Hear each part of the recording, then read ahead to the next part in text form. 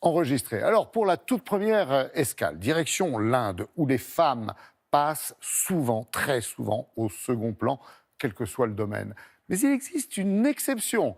Bonjour Nicolas, vous êtes allé à la rencontre d'une communauté où seules, justement, les femmes ont le droit d'hériter. Plutôt insolite, surtout dans votre pays, non ?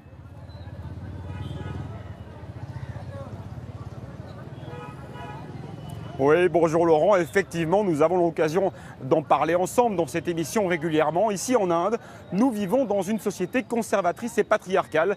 C'est-à-dire que ce sont les maris, les fils, les hommes en général qui ont un peu tous les droits. Et pour le sujet qui nous intéresse, ce sont eux aussi, bien sûr, qui héritent au décès de leurs parents. Mais attention, pas partout. Il existe un État à l'extrême nord-est de l'Inde, le Meghalaya, où il y a la communauté Khasi. Et cette communauté, elle est matrilinéaire, c'est-à-dire que c'est exactement l'opposé du reste du pays. Là-bas, les femmes transmettent leur nom de famille et ce sont elles aussi qui héritent, les filles héritent de tous les biens de leurs parents, que ce soit l'immobilier, les objets, absolument tout. Et pour être précis, c'est même la plus jeune des filles de la famille, la Benjamine, qui hérite de tout. Et là-bas, cela semble plutôt bien fonctionner. En tout cas, toutes les personnes que nous avons rencontrées, même les hommes, sont satisfaites de ce système. Regardez ce reportage plutôt étonnant.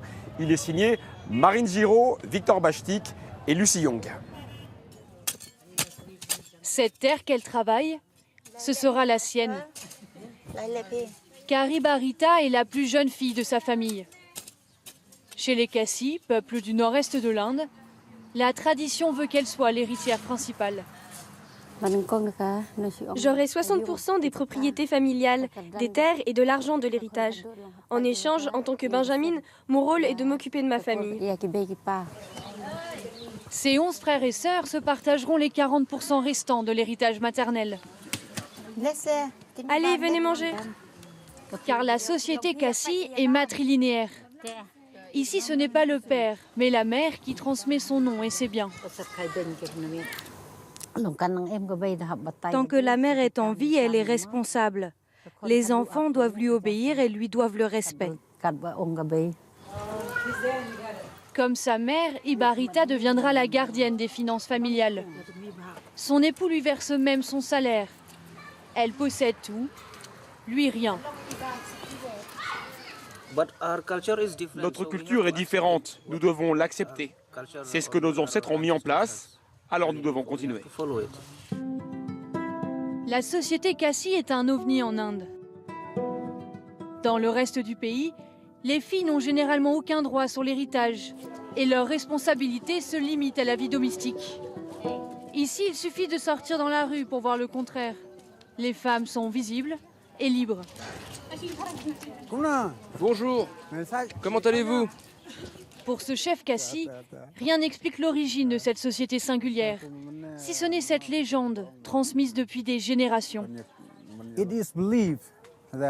Il est dit que, par le passé, si tous les hommes mouraient à la guerre, nous n'aurions plus de clan.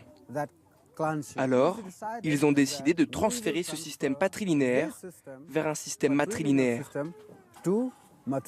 pour que la tribu Khasi continue d'exister. Et cette tradition perdure encore aujourd'hui, même à Shillong, la capitale de la région.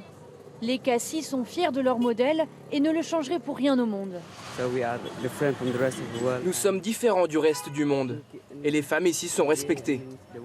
Donc oui, ça me plaît. On peut voyager, on peut se déplacer seul entre femmes. Nous sommes libres. Pourtant, certains ne sont pas d'accord. Des hommes, mais aussi des femmes ont formé un collectif pour protester et alerter les passants. Pour eux, ce système de succession discrimine les hommes. À la tête du collectif, Rivertis Pariong rêve d'une petite révolution. Une société où les hommes auraient les mêmes droits que les femmes. Les hommes dans notre système sont traités comme des citoyens de seconde classe. Notre principale revendication ne concerne pas la propriété, mais le nom de famille. Nous voulons qu'il soit transmis par le père. Rivertis Pariong compte défendre le droit à l'héritage des hommes devant la justice. Mais la bataille risque d'être longue. Depuis 1950, La tradition matrilinéaire Kasi est protégée par la constitution indienne. Et ça, c'est incroyable, Nicolas. Ce sont donc les hommes qui se sentent discriminés.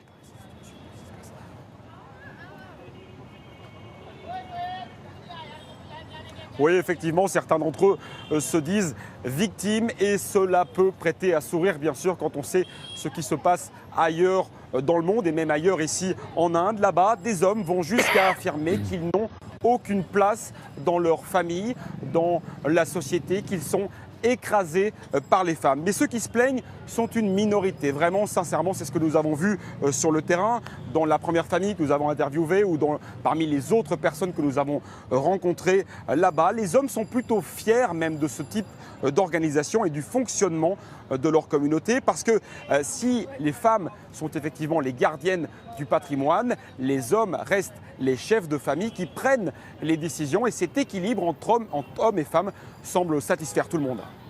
Et dans le reste de l'Inde, alors vous pouvez nous dire, Nicolas, à qui profite l'héritage ?